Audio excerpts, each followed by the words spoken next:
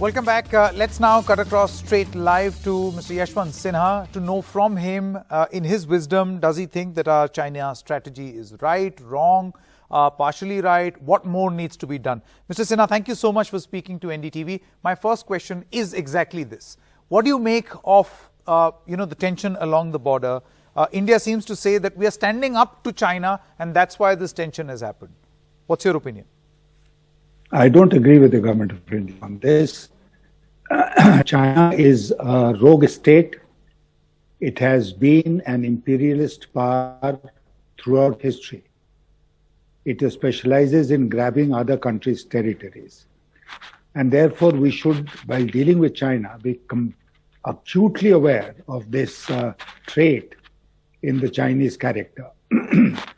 We have an undefined line of actual control spread over nearly 4,000 kilometers.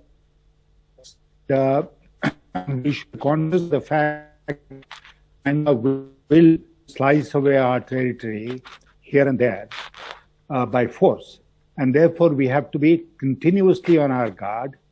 If we let down our guard, then we are going to lose our territory. And this is exactly what's happened in Ladakh. Now, Mr. Sinha, what do you make of this joint statement? I mean, there are talks that are taking place continuously, which is a good thing because, only dialogue is going to resolve conflict the world over. That's exactly how things have happened. But what do you make of the way or the manner in which these talks are happening? Because a lot of experts seem to suggest that this is a classic Chinese strategy, that they'll engage in talks, but really nothing much is going to move forward. I'll completely agree with these experts. Because, we have been having military level talks at various levels ever since the crisis started. Then we had the Joint Secretary and the Minister of External Affairs talk to his counterpart some time ago. Then we had the Defense Minister recently meeting the Chinese Defense Minister. Now the External Affairs Minister has met with the Chinese External Affairs Minister. And every time some kind of a statement is issued, it has absolutely no meaning. We have to stand firm and protect our sovereignty and our ground. Our territory must be protected at all costs. Now, you said dialogue is the only way forward. I completely agree with you. But that does not apply to Pakistan. It applies to China. And there is a clear disconnect between the policy that we follow vis-a-vis Pakistan and the policy that we are following with China. I don't think the talks are going to lead to anything.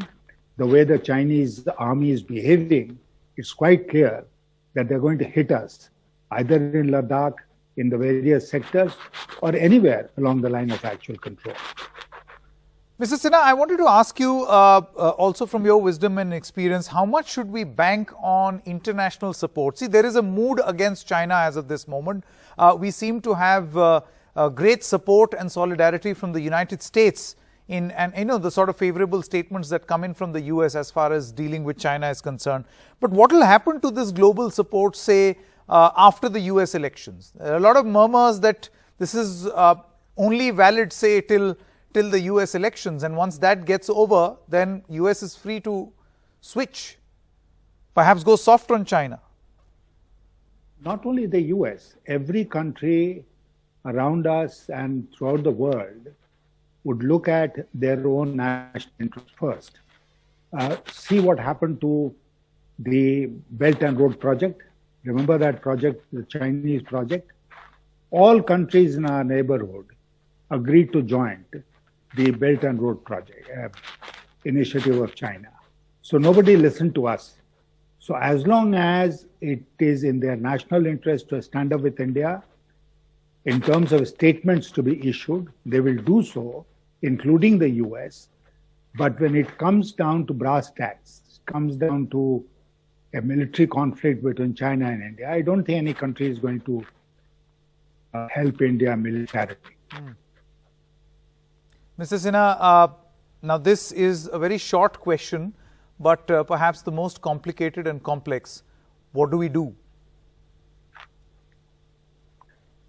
I have written my autobiography, which was released by the late Pranab Mukherjee in July last year. In that, without anticipating all these developments, I described the policy that India should follow vis-a-vis China in one sentence. And I said, India should cooperate with China where such cooperation is in our mutual interest. India should compete with China where such competition is in our. India should stand up to China where standing up to China is necessary. Can you, Mr. Sinha, pardon me, can you just repeat what you said, because there was a bandwidth issue. It's a very important thing that you are saying. We somehow did not capture it. Okay, I'll repeat it. Yeah. I have said in my autobiography, while dealing briefly with China, that India's policy towards China should be, one, it should go to China where such cooperation is in our mutual interest. It should compete with China where such competition is in our national interest. And it should stand up to China where such action is necessary in protect and our sovereignty. The present time is one such occasion where we have to stand up to China and protect our territory and our sovereignty. And we should go all out. We should not care. I mean, we are not the only ones responsible for global peace. And therefore, there should not be any repeat of Doklam. You know what happened to Doklam. Correct.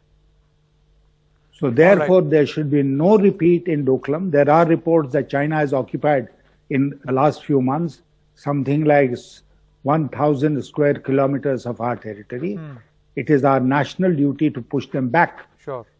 And do whatever it takes to ensure that our territory remains under our control.